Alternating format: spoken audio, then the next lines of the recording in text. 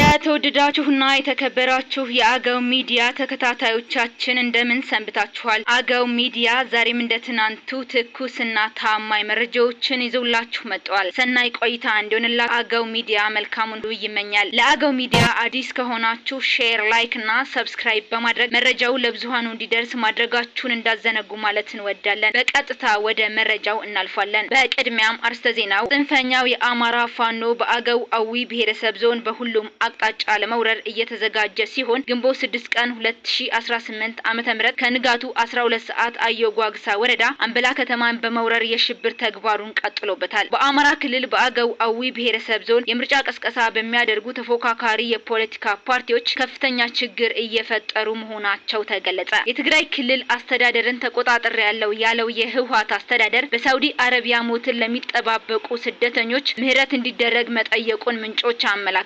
በእንግሊዝ ሀገር የነበሩ የኢትዮጵያ ቅርሶች ወደ ኢትዮጵያ እንደተመለሱ ተገለጸ። በቤንሻንጉል ጉሙዝ ክልል በመተከል ዞን ጉባ ወረዳ ወደ ግልገል በለስ በሚወስደው መንገድ የአፍሪካ ልማት እርሻ ተብሎ በሚጠራው አካባቢ አሰቃቂ ጥቃት መፈጸሙ ተረጋገጠ። ኢራን አንድን መርከብ በቁጥጥር ስር እንዳዋለች ተገለጸ። ዜናው በዝርዝር ጽንፈኛው የአማራ ፋኖ በአገው አዊ ብሔረሰብ ዞን በሁሉም አቅጣጫ ለመውረር እየተዘጋጀ ሲሆን ግንቦት 6 ቀን 2018 ዓ.ም ከንጋቱ 12 ሰዓት አየጓግሳ ወረዳ አንበላ ከተማን በመውረር የሽብር ተግባሩን ቀጥሎበታል። ጽንፈኛው የአማራ ፋኖ የአገው ህዝብን እንደ ህዝብ የማጥፋት እንቅስቃሴ በአሁኑ ጊዜ እጅግ በጣም በተደራጀ ሁኔታ እየወረረ ይገኛል። ግንቦት 4 2018 ዓ.ም በአማራ ብሔራዊ ክልላዊ መንግስት በአዊ ብሔረሰብ አስተዳደር በአየጓግሳ ወረዳ አዘና ከተማ ከማለዳው 12 ሰዓት ጀምሮ በመውረር የሁለት ሰዎችን ህይወት መግደሉና ንብረት መዝረፉም አይዘነጋም። ፋኖ በአገው ህዝብ ላይ በየጊዜው የሚፈጽመው ጥቃት በሰላማዊ ዜጎች ላይ ከ2015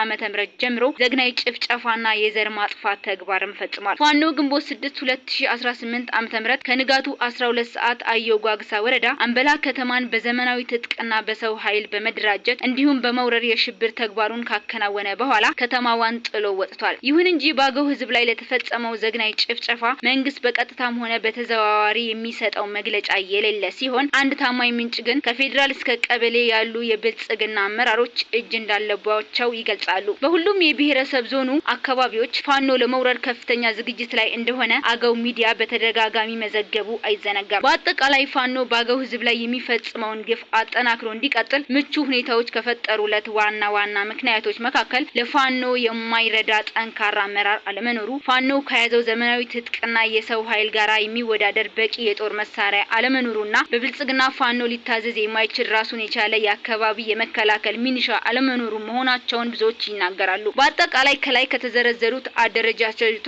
የግንቦት 20 ቀን የ1983 ዓመተ ምህረት ታሪክ እንደሚደገም ይታመናል። በአማራ ክልል በአገው አዊ ብሔረሰብ ዞን የምርጫ ቀስቀሳ በሚያደርጉ ተፎካካሪ የፖለቲካ ፓርቲዎች ከፍተኛ ችግር እየፈጠሩ መሆናቸው ተገለጸ። በአማራ ክልል በአገው አዊ ብሔረሰብ ዞን የህዝብ ተወካዮች ምክር ቤትና የክልል ምክር ቤት እጩዎች ከመራጩ ህዝብ ጋራ ለመተዋወቅ በሚያደርጉት እንቅስቃሴ የብልጽግና አመራሮች ከፍተኛ ችግር እየፈጠሩ መሆናቸውን የተለያዩ የአገው ሚዲያ ምንጮች አስታውቀዋል። ከዚህ በፊት የሰላም ለኢትዮጵያ ጥምረት የፖለቲካ ፓርቲ አባላት አገው ብሔራዊ ሸንጎ ፓርቲና የአገው ለፍትህና ዲሞክራሲ ፓርቲ እጩዎች በሚያደርጉት እንቅስቃሴ የማስታወቂያ ቫኖሮችን በመቅደድ የጀመረው የብሔረሰብ ዞኑ የብልጽግና ፓርቲ አመራር ህገወጥ ተግባር ተጠናክሮ በመቀጠል ግለሰቦችን በመንግስት መሳሪያ እስከ ማስፈራራት መድረሳቸውን ታማኝ የአገው ሚዲያ ምንጮች አብራርተዋል። ግንቦት 5 2018 ዓመተ ምህረት የህዝብ ተወካዮች ምክር ቤትና የክልል ምክር ቤት የአገው ብሔራዊ ሸንጎ እጩዎች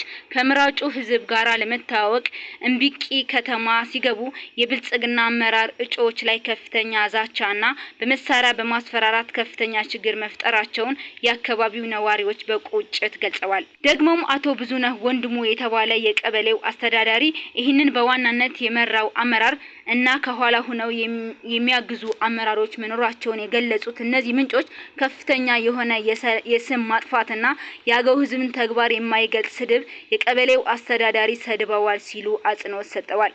በተጨማሪም የእጩዎችን የማንነት መግለጫ የሆነውን መታወቂያ በኃይል የተነጠቁ መሆናቸውን የገለጹት እነዚህ ምንጮች መታወቂያቸው መመለስ አለመመለሱን ግን እንደማያውቁ ገልጸዋል። አገው ሚዲያ የጠየቃቸው የእምቢቂ ከተማ ነዋሪዎች የብሔረሰብ ዞኑ ብልጽግና ፓርቲ አመራሮች በአገው ሕዝብ ላይ በአደባባይ ጥፋትን እያወጁ መሆናቸውን መላው የአገው ሕዝብ ማንነቱን ለማስቀጠል ህዝቡ ለዘመናት የታገለለትን የብሔር ማንነትና የራስን እድል በራስ የመወሰን መብትን ለማስከበር የቋንቋ የባህልና የታሪክ መዋጥን ለመከላከል በአገው ህዝብ ላይ የተጫነውን አህዳዊ ለመመከት ብሎም የአገው ህዝብ እኩልነትና የማንነት መከበር በዘላቂነት እንዲቀጥል ብቸኛው መንገድ የቡና ተክልን መምረጥ መሆኑን የገለጹት ምንጮች መላው የአገው ህዝብ ቡናን ተክል እንዲመርጡ አሳስበዋል። የትግራይ ክልል አስተዳደርን ተቆጣጣሪ ያለው የህወሓት አስተዳደር በሳውዲ አረቢያ ሞትን ለሚጠባበቁ ስደተኞች ምህረት እንዲደረግ መጠየቁን ምንጮች አመላከቱ።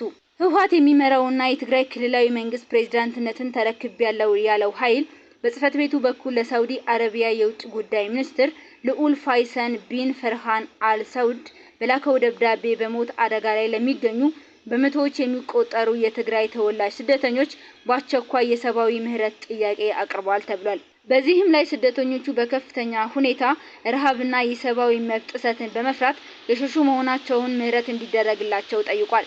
ምንም እንኳን ስልጣንን ተረክቤያለሁ ያለው ኃይል ከፌደራል እውቅና ባይኖረውም ከክልሉ አስተዳደር ከዚህ ቀደም የሚወጡ ደብዳቤዎች የጊዜያዊ አስተዳደር የሚል ቃላትን የሚጠቀሙ ሲሆን አሁን የቀድሞ ምክር ቤትን የመለሰው ህወሓት የትግራይ ክልላዊ መንግስት የፕሬዝዳንት ጽህፈት ቤት በሚል የወጣ ደብዳቤ መሆኑ ታውቋል።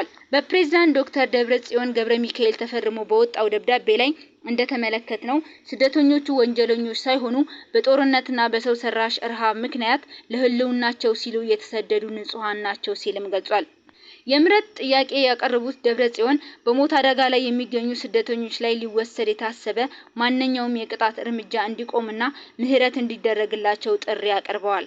አክለውም ደህንነቱ የተጠበቀ መመለስ እንዲደረግላቸው በመጠየቅ ስደተኞቹ ከጥቃት ተጠብቀው ወደ ትግራይ የሚመለሱበት ሁኔታ ከዓለም አቀፍ የሰብአዊ መብት ድርጅቶች ጋር በመተባበር እንዲመቻች ጥሪ አቅርቧል። ደብዳቤው አክሎም ሁሉም አካላት የሞራል ግዴታ አለበት ያለ ሲሆን ዓለም አቀፍ ማህበረሰብና የሳውዲ መንግስት ተጋላጭ የሆኑ ዜጎችን የመጠበቅ የጋራ የሞራል ግዴታ እንዳለባቸው ጠቁሟል። የሳውዲ አረቢያ መንግስት ያለውን የፍትህና የምህረት ባህል በመጥቀስ ሊቀለበስ የማይችል ሰብአዊ ጥፋት እንዳይከሰት ፈጣን እርምጃ ይወሰዳል የሚል እምነት እንዳለው ገልጿል። በእንግሊዝ ሀገር የነበሩ የኢትዮጵያ ቅርሶች ወደ ኢትዮጵያ እንደተመለሱ ተገለጸ። ግንቦት 6 ቀን 2018 ዓ.ም የቋራው አገው በመባል የሚታወቀው የአጼ ቴዎድሮስ የእጃቸው የወርቅ አምባር፣ የጸጉራቸው ቆንዶላ ወይም ትንሽ ዘለላና የሸማ ሸሚዝ ቁራጭ ቅርሶች ወደ ሀገር ቤት ኢትዮጵያ መመለሳቸው ታማኝ መንግስታዊ ምንጮች ገለጹ። እነዚህ የተመለሱት ቅርሶች በመቅደላ ጦርነት ወቅት የተወሰዱ ሲሆኑ ከ158 ዓመታት ወደ ቤታቸው ተመልሰዋል። የኢትዮጵያ ቅርስ ባለስልጣን ዋና ዳይሬክተር ረዳት ፕሮፌሰር አበባው አያሌው መንግስት ባደረገው ከፍተኛ የዲፕሎማሲ ጥረትና በተደረገ ስምምነት ቅርሶቹ ወደ ኢትዮጵያ እንዲመለሱ ተደርገዋል ብለዋል። በቀጣይም በተለያዩ ምክንያቶች የተወሰዱ ቅርሶችን ለማስመለስ የሚደረጉ ጥረቶች እንደሚቀጥሉ ገልጸዋል። በቤንሻንጉል ጉሙዝ ክልል መተከል ዞን ጉባ ወረዳ ወደ ግልገል በለስ በሚወስደው መንገድ የአፍሪካ ልማት እርሻ ተብሎ በሚጠራው አካባቢ አሰቃቂ ጥቃት መፈጸሙ ተረጋገጠ።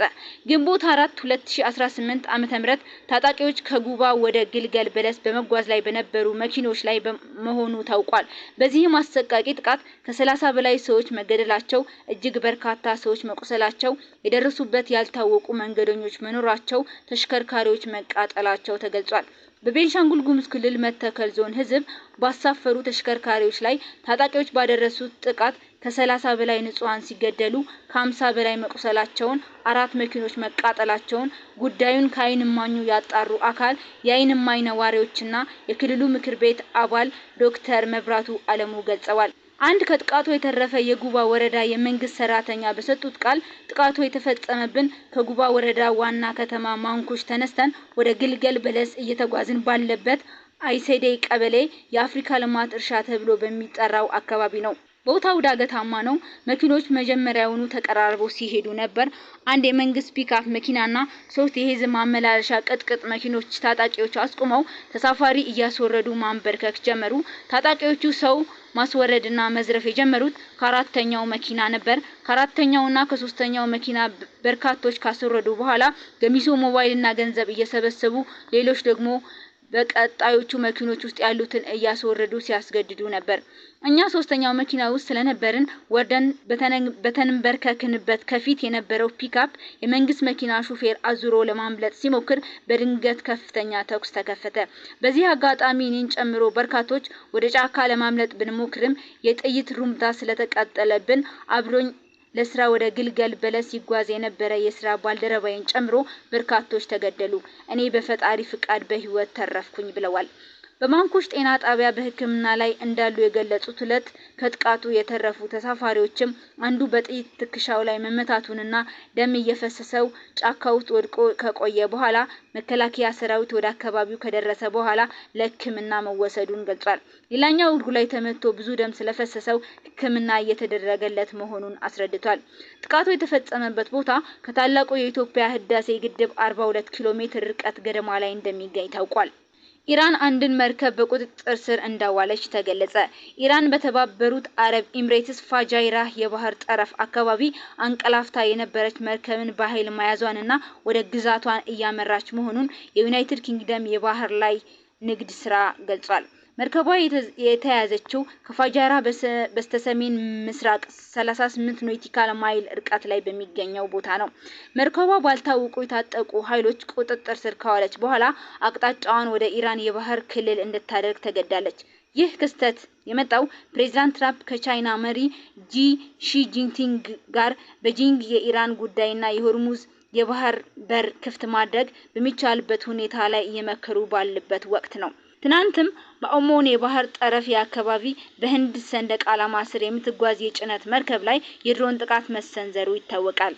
አገው ሚዲያን ወዳችሁ ስለምትከታተሉና ለሌሎች እንዲደርስ ሼር ስለምታደርጉ እያመሰገንን በሌላ ዝግጅት እስከምንገናኝ መልካሙን ሁሉ ተመኘን።